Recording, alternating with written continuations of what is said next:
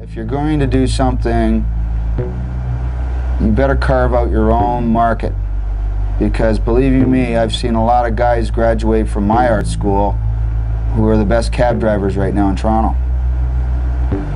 And they were a lot better than me, and probably even still to this day, if they pick up a pencil, they'd be better than me. But bottom line is that they didn't have the focus or the drive in a direction, whereas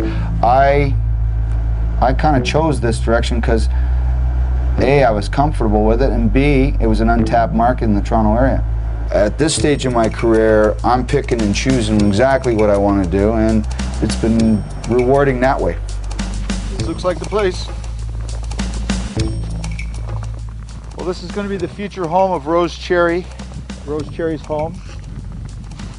My name's Rob MacDougall, and I kind of picked the coldest day of the year to be doing this, but this is going to be the warmest house on the planet from when I saw the blueprints of this house that's being built. I've known Don Cherry since 1985. I've known Rose that many years, and she was a great lady. And what I plan on doing is I want to do a painting where we're going to make a limited edition print that will be sold with the proceeds going towards the Rose Cherry home. I'm going to take you through this painting from beginning to end so that you can understand and appreciate the labors that I have to go through in order to make it happen. Okay, so now we're going into my studio. This is how about 10 feet by 10 feet, and as you can see, it is pretty compact. There's tons of stuff I stick to the walls. If I had a room that was 20 by 20, it'd be in a bigger mess, so if I keep it 10 by 10, it's nice and compact. This is basically my inspiration. It was titled American Gothic. We should have a Canadian Gothic. So I'm proposing that I'm going to be putting Ron MacLean here, and obviously Don. But in the background, I'm going to use it like a barn-shaped arena. What I try to key in on is light and shadow, making sure that all the details done with the pencil. And then when I go into the painting, I make it transparent so that the pencil always comes through, so that you can determine the light and shadow where the shadowed areas are. It's just a process that I've done, and I call it trial and error. I've learned techniques from people. Like, I'm no genius, man. I've basically apprenticed by just looking at what other people do.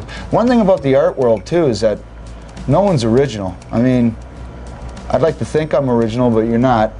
You know, I made it a policy in my life to always sit beside the best kid in class. My whole life. Even when I was in grade 3, I always sat beside the best kid. They always had the best answers. So I figured I'm going to apply this to my art career. So when I went to art school, I always sat beside the best artist in class, and I used to sit and watch how they drew. That's how I developed. So I'm a cheater, big time. Now I'm doing the line work on the barn, and I'm just eyeballing this. I'm not using any math.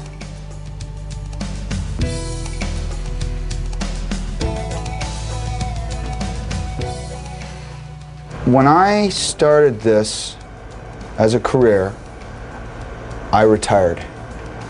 I am not, like, what I've done in my retirement, I've probably made some good money, but it's not like a job. It's, what am I, okay, give me $1 million. What do you think I'm going to do tomorrow?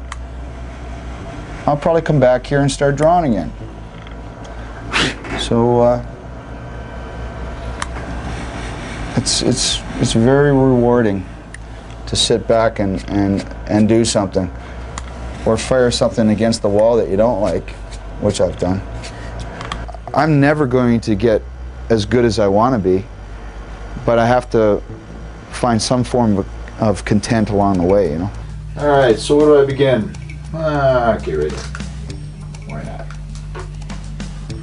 This is where it all happens. And like I said, I'll just lay this in flat. So here you go. I did all this pencil drawing, and I didn't really need to, but I do it.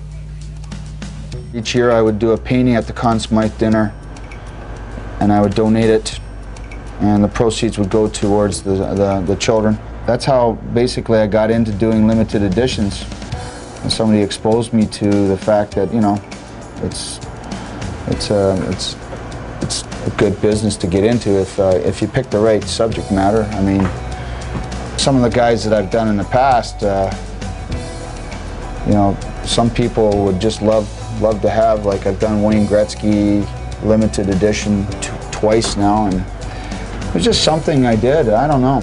I was really into advertising when I first got out of art school. I mean, that's my way of surviving was advertising. Jeez, I mean, I was doing fridges and toasters, and I did the odd female ad. You got to make your ends meet, you know. I was told that you can't make a living in art as a child. So if you want to pursue the art business, you'll live in a second-story room above a sporting goods store, which is where I am. But am I happy? Yes. Everything's good. Life is good.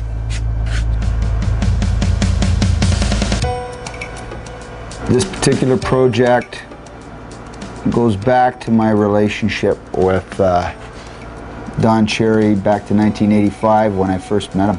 I'd always been a big fan of his. You know, some people don't really care for his way he does things, but back then I really believed that he was the beacon for all us rednecks out there. Us rednecks who couldn't get our word on television or on the radio. So I approached him. I understood that he was going to be doing a book, and I wanted to possibly do the cover of his book because I was really into cartooning back then. And so I sent him some pictures, and he phoned me up out of the blue, and I was so blown away that I had this guy on the answering machine saying, "Hello, Rob, boy, this is Don Cherry. I really like what you're doing. I want you to come in and see me." And wow, you know, I just graduated from art school, and I thought, man, this is it. I'm meeting some highfalutin guy. Yeehaw. And I went and met him, and it's been great ever since, because I think, you know, we're from the same neck of the woods, you know, like the same creed. My dad's was a hard adder kind of guy, construction all his life, had to make ends meet, feed 4 kids, blah blah blah, and I think that was exactly what was happening to Don, you know.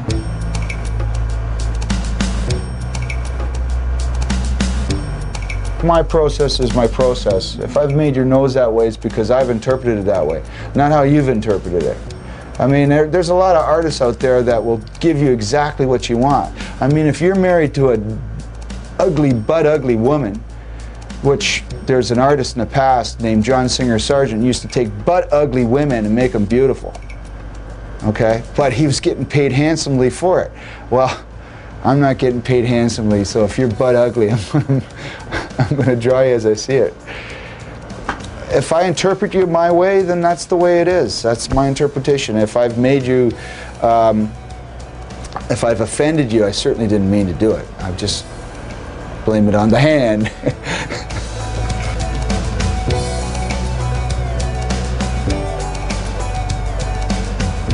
You know, there's so many people out there that never use the talent that was given to them. They just kind of, I'll do that when I retire.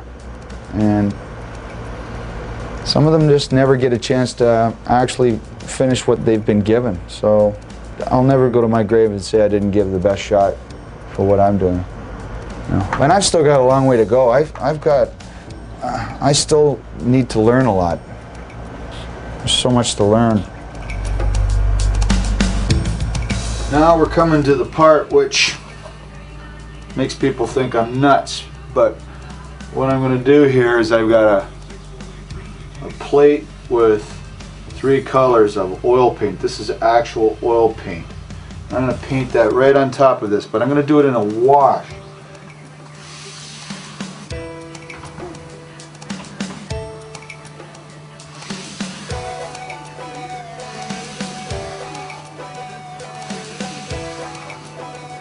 The next part is I use this little piece of kneaded eraser, and even though that this painting is still wet, the paper is still wet, I can still pull off subtle little areas, like obviously I just hit the forehead, but I can go in there and just pull